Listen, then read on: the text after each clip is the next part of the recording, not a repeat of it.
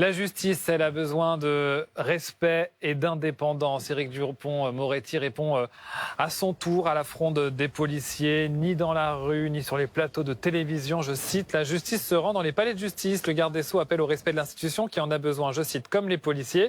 Des propos quand même bien différents de ceux du ministre de l'Intérieur, Gérald Darmanin, qui a déclaré que les policiers ne peuvent pas être les seules personnes en France pour lesquelles la présomption d'innocence est remplacée par la présomption de culpabilité. Il a aussi fait part, le ministre de l'Intérieur, de son soutien aux policiers qui protestent contre l'incarcération de l'un des leurs, des policiers qui ne décolèrent pas. Écoutez ce témoignage d'un ancien policier de la BAC à Marseille en burn-out. On ressent une forme d'injustice. On met notre corps, on met notre santé, on met notre vie de famille en danger. On est quand même une des professions qui a le plus grand taux de divorce. On est une population où il y a le plus grand taux de suicide, où il y a le plus grand taux de blessés. On met notre personne en danger pour la société. Je me suis fait casser la jambe, je me suis pris des scooters dans le bassin, je me suis blessé sur un véhicule en refus d'obtempérer, le même que dans l'histoire de Noël, où j'ai été gravement blessé, j'ai dû être opéré.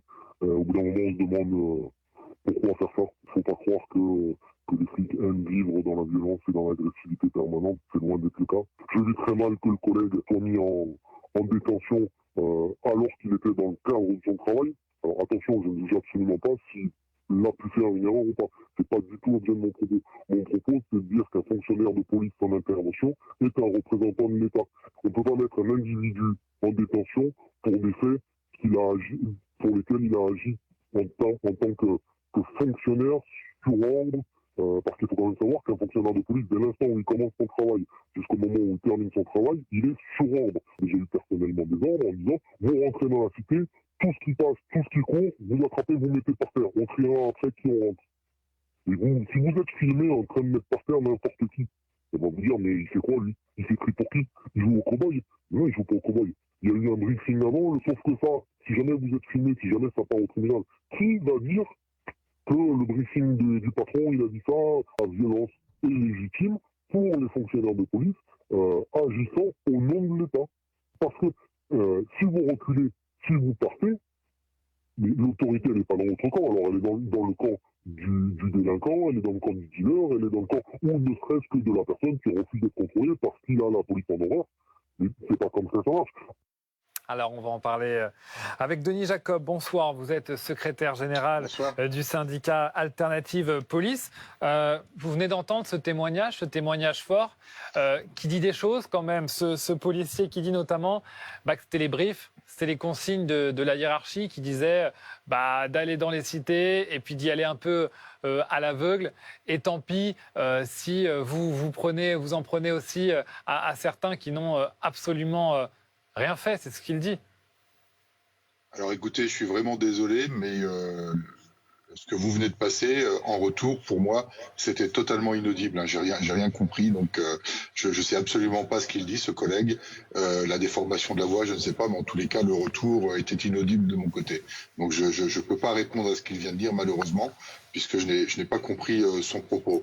Moi, ce que je peux vous dire, c'est qu'effectivement, nous avons été confrontés lors des émeutes à une situation particulièrement ultra-violente, qu'on n'avait jamais connue aussi rapidement dans le cadre de violences urbaines.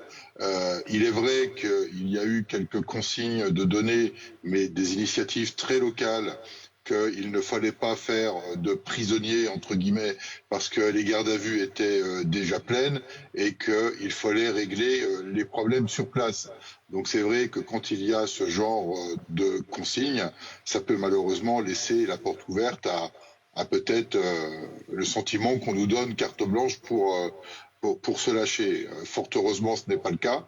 Sinon, nous aurions eu beaucoup plus de blessés et de dommages collatéraux très graves qu'on en a eu pendant ces violences urbaines. Je rappelle quand même que nous avons eu que quelques cas, malheureusement. Il n'est pas question de nier ce qui a pu se produire sur plusieurs personnes. Mais là aussi, c'est la justice qui déterminera la responsabilité. Pour le moment, mon collègue qui est en détention provisoire est présumé innocent. Rappelez quand même qu'il y a eu plus de 900 policiers de blessés à l'occasion de ces émeutes.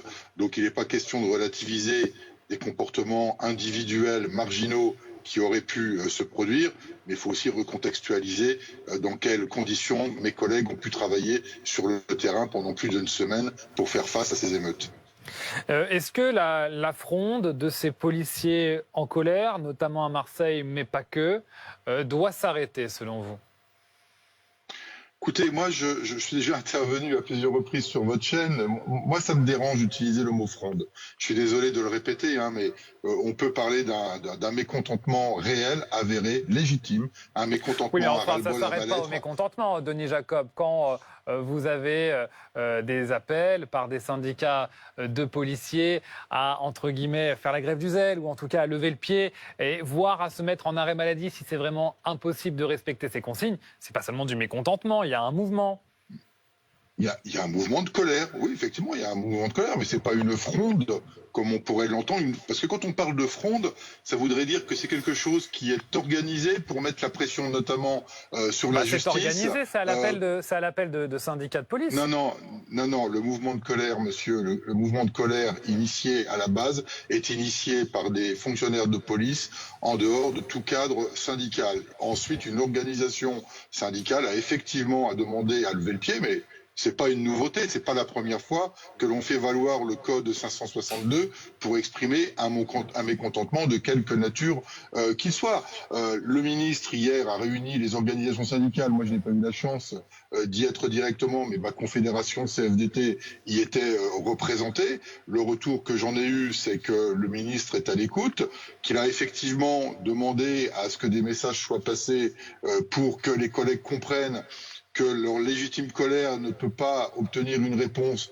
dans l'immédiateté, puisque ce que nous demandons, ce sont des dispositions juridiques qui impliquent que le gouvernement dépose des modifications auprès du Parlement, que le Parlement statue, décide, travaille sur un nouveau éventuel projet de loi sur, par exemple, ce que nous préconisons, la création d'une juridiction spéciale pour traiter les problématiques de policiers mis en cause, puisque tout le monde semble dire que le policier n'est pas un citoyen. Mais pourquoi il y aurait une juridiction spéciale ? Est-ce que ça veut dire que vous estimez qu'aujourd'hui, la justice française, qui est la même pour tous, n'est pas compétente, vous ne lui faites pas confiance, c'est ça que vous dites quand vous demandez une juridiction spéciale ? C'est pas une question de confiance, mais dès lors qu'on considère qu'un policier n'est pas un citoyen comme les autres, il doit être jugé différemment. Prenons l'exemple de la justice. La justice, elle est une et indivisible. Est-ce que vous avez déjà vu un juge sévèrement sanctionné ? Prenons l'affaire Outreau, par exemple. Qui a été reconnu responsable? C'est pas le juge, c'est la justice. C'est la justice qui a été condamnée à faire des dommages et intérêts aux victimes qui ont été ceux qui ont été mis en cause et qui en finalité ont été victimes dans cette affaire. Pourquoi il en serait autrement pour la police nationale? Il me semble qu'un ministre va prochainement Denis passer Jacob, en disant à la Cour de justice. Vous comprenez que vous prêtez le flanc à ceux qui parlent de violence policière en généralisant peut-être le fait qui pourrait être celui d'un individu potentiellement. Quand vous dites ce n'est pas un policier qui est responsable, c'est la police, en voulant calquer sur ce qu'il s'est passé sur la justice par exemple, vous prêtez le flanc à ces critiques-là. Ce que l'on dit, c'est que quand un policier est présumé innocent, on ne le vilipende pas comme on le vilipende depuis plusieurs jours, dans les médias, dans les journaux, politiquement. Il est déjà présumé coupable avant même que l'enquête n'ait fait état de la réalité de ses responsabilités. Donc la justice, on dit qu'il faut la laisser faire son travail, mais il faudrait déjà qu'on respecte la justice par la présomption d'innocence qui s'impose aux collègues. Et nous, ce que l'on dit, c'est que tant que la responsabilité d'un policier n'est pas avérée par la justice, par le résultat de l'enquête et par un procès, il est présumé innocent et pendant toute la durée de sa présomption d'innocence, l'État doit engager sa responsabilité à la place du policier le temps de l'enquête. Et si l'enquête détermine qu'effectivement les responsabilités de faute sont clairement établies, à ce moment-là, c'est le policier qui en répondra au niveau pénal, au niveau administratif, mais en attendant, c'est l'État qui doit se porter responsable pour l'agent qu'il a demandé de faire des missions particulières et à l'occasion desquelles il a potentiellement fait une faute. Vincent Ventighem, le fait que l'État soit responsable, se porte responsable de la police, d'un policier, avant qu'il y ait toute condamnation. C'est ce que voulait dire le patron de la police finalement dans son interview. Oui, et ça pose un problème de fond qui est aujourd'hui inadaptable par rapport aux droits dont on dispose, puisque aujourd'hui, il y a l'égalité devant la loi. Tout le monde est à l'équivalence quand on a un problème qui se pose, qu'on soit policier ou pas. Denis Jacob évoquait la spécificité du métier de policier en disant on a besoin d'une juridiction spécialisée. Mais ce qu'il faut bien comprendre, c'est que les policiers aujourd'hui ont déjà en fait des délits qui sont spécialisés par rapport à leur fonction. Aujourd'hui, on parle de violence par PDAP, personne dépositaire de l'autorité publique, c'est-à-dire un policier, un gendarme, voire même un sapeur-pompier. Donc il y a déjà des délits spécifiques pour les violences par ou sur les personnes dépositaires de l'autorité publique. Il faudrait aller plus loin si l'on écoute Denis Jacob en créant des juridictions spécialisées. Et puis surtout, il faudrait aller plus loin. Là, il réclame aussi que l'État se porte garant finalement pour le policier qui serait mis en cause afin de lui éviter la détention provisoire avant tout procès. Ça, c'est ce que Frédéric Vaux, le directeur général de la police nationale, avait indiqué aux Parisiens, sauf que ça pose un problème, encore une fois, d'égalité devant la loi. Gérald Darmanin, hier, a ouvert la voie à une modification en disant, effectivement, aux syndicats qu'il a reçus, on ne peut rien faire dans l'immédiat, mais voyons-nous prochainement, on rediscutera de cet article de loi, de voir comment on peut modifier la loi sur la détention provisoire, sauf qu'honnêtement, on voit difficilement comment c'est possible. D'abord parce que le ministère de l'Intérieur, c'est pas lui qui va changer le code de procédure pénale et que, en tout état de cause, ça posera toujours un problème constitutionnel, à savoir, on ne peut pas définir une catégorie de personnes pour qui la loi serait différente des autres. Alors, à ce moment-là, on peut aussi dire qu'il y aurait une loi différente pour les instituteurs, pour les curés, pour les agriculteurs ou les boulangers. Moi, c'était la question que je voulais poser à Denis Jacob. Je ne sais pas s'il est toujours avec nous. Est-ce qu'il fait confiance finalement à Gérald Darmanin, au ministre de l'Intérieur, pour tenter de modifier ce fameux article 144 du Code de procédure pénale qui régit la détention provisoire? Et comment il pourrait s'y prendre pour accorder un statut particulier, selon vous, pour les policiers qui seraient dans le même cas de figure que votre collègue? Intervention, si vous me permettez, Vincent. Vous dites qu'on est tous égaux devant la loi, mais vous dites vous-même aussi que les policiers sont différents des autres devant la loi, puisqu'ils ont des circonstances aggravantes et donc un statut spécial juridique vis-à-vis de la loi qui n'est pas égal par rapport au reste des concitoyens. Donc il y a une différence au niveau de la loi pour les policiers, d'où cette revendication de juridiction spécialisée. D'autres professions, hein. Bien sûr. Ah, mais moi, je suis très clair. Je ne revendique pas uniquement cela pour les policiers. Je parle d'une manière générale, d'ailleurs, pour les agents de l'État, et pas à proprement parler pour les policiers. On est missionné par l'État pour faire une mission. Pendant cette mission, il y a une faute qui est commise, et le temps qu'on établisse la responsabilité de la faute, l'État doit porter la responsabilité le temps qu'on établisse la faute. Et pour alors, est-ce que vous y croyez vraiment? Est-ce que vous faites confiance à Gérald Darmanin? Sur l'article 144 du Code de procédure, la modification de l'article du Code de procédure pénale, c'est une des revendications, bien évidemment, qui peuvent être portées par l'ensemble des organisations syndicales. Il faut être très clair. Gérald Darmanin, il est très volontaire, il est très engagé, c'est incontestable, mais c'est pas à sa main de faire la modification du code de procédure pénale, qu'il le porte auprès du ministre de la Justice, qu'il y ait des travails en commun. C'est d'ailleurs ce qu'il a plus ou moins sous-entendu hier, qu'on allait se revoir avec le ministre de la Justice, lui et monsieur Dupond-Moretti, pour voir ce qu'il était possible de faire. Mais la finalité, c'est que ce sera de toute façon le gouvernement qui devra faire une proposition de modification du code de procédure pénale, et c'est les parlementaires qui vont statuer en dernier ressort. Donc que Gérald Darmanin le porte, oui, nous l'avons tous demandé, majoritairement. Qu'il le porte, ça je pense qu'il le fera. Est-ce qu'on l'obtiendra? Ça c'est une autre question, puisque ce n'est pas à sa main. La seule chose qu'il a à sa main, c'est de pouvoir améliorer la protection fonctionnelle des policiers, qui là est un domaine purement du ministère de l'Intérieur et pour lesquels il va y avoir un chantier d'ouvert, ce qu'il a annoncé dès la rentrée du mois de septembre. Alors, quitte à changer le système, Denis Jacob, est-ce que vous seriez aussi prêt à des modifications concernant ce qu'on appelle la police des polices, l'IGPN? Alors ça, c'est un vieux serpent de mer, vous le savez, je comprends tout à fait le sens de votre question, bien évidemment. L'IGPN, c'est un faux débat, très honnêtement. C'est un faux débat, pourquoi? Parce que de toute façon, c'est pas la seule instance qui contrôle la police nationale. De rappeler quand même que la police nationale, c'est une des professions, pour ne pas dire la profession la plus contrôlée en France et en Europe. Il y a différentes il y a différents niveaux d'organisation de contrôle. L'IGPN, franchement, je pense que les gens qui nous écoutent ne se rendent pas compte véritablement de ce qu'est l'IGPN. L'IGPN, elle fait son travail avec rigueur, avec impartialité et objectivité. Et croyez-moi, quand je vous dis que l'IGPN, c'est pas une partie de plaisir quand les collègues y vont, c'est la réalité et elle ne fait pas de cadeaux aux agents quand ils commettent des fautes, que les choses soient très claires. Donc l'IGPN, il n'y a pas à remettre en cause l'existence et le mode de fonctionnement de l'IGPN, alors que de toute façon, l'instance de contrôle ultime d'une faute commise par le policier reste la justice. Alors, je vous posais cette question pour élargir, et ça sera ma dernière question. Quand on parle de transparence de la police, est-ce qu'il n'y a pas quand même un problème de transparence, me semble-t-il, mais Vincent me corrigera si je dis une bêtise, concernant les faits présumés à Marseille? Ce soir-là, le rapport de police disait qu'il n'y avait eu aucun incident notable particulier. Pour autant, il s'est passé quelque chose, manifestement, dans tous les cas. En tous les cas, à l'instant T, on ne peut pas forcément être informé en direct de ce qui a pu se passer. Mais vous avez raison. Il y a un problème de transparence dans l'affaire de Marseille, et je vais vous la dire laquelle.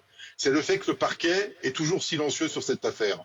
Quand on a eu l'affaire de Naël, le parquet il a fait une conférence de presse. Il a donné tous les éléments qui justifiaient la mise en détention provisoire. Il n'y a pas eu de mouvement de mécontentement de policiers. Il y a eu de la désapprobation, une contestation sur le fait qu'il y avait une détention provisoire. Mais vous n'avez pas eu un mouvement de colère. Là, vous avez une affaire à Marseille où jusqu'à présent, on ne connaît pas, si ce n'est par votre intermédiaire, les médias, on ne connaît pas aujourd'hui officiellement les critères qui ont conduit à la mise en détention provisoire. Et quand on me dit aujourd'hui qu'il y a deux éléments qui ont poussé la détention provisoire, la première, c'est pour éviter toute concertation avec les collègues.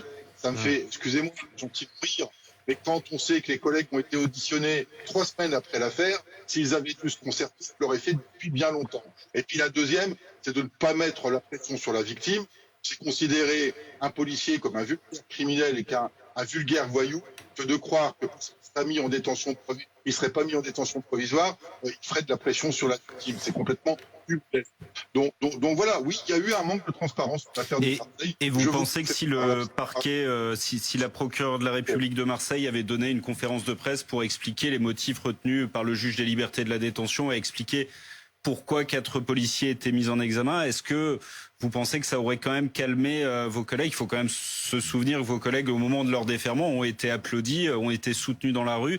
Est-ce que une prise de parole de la procureure de Marseille aurait permis de calmer les choses? Alors je sais que c'est impossible avec on va pas refaire l'histoire, mais d'après vous, est-ce que ça aurait vraiment pu calmer les choses? Je ne sais pas. Je ne peux pas vous dire, j'ai pas de boule de cristal, j'en sais rien. Je peux pas vous dire, on va pas refaire l'histoire comme vous le dites. Malheureusement, on le saura jamais. Mais ça aurait peut-être, je dis bien peut-être, évité d'avoir un tel mouvement de contestation, Merci. de mécontentement de la part de mes collègues. Une dernière petite chose, si vous me permettez quand même très rapidement, c'est de vous dire que les policiers ne décident pas de se mettre en arrêt maladie, ce sont des médecins qui délivrent les arrêts maladie. Voilà, je tenais à le préciser. Merci beaucoup, Denis Jacob, d'avoir été notre invité sur BFM TV. Merci également, Vincent, pour cet éclairage donc, sur cette fronde, il faut l'appeler ainsi, cette grogne des policiers après cette affaire à Marseille.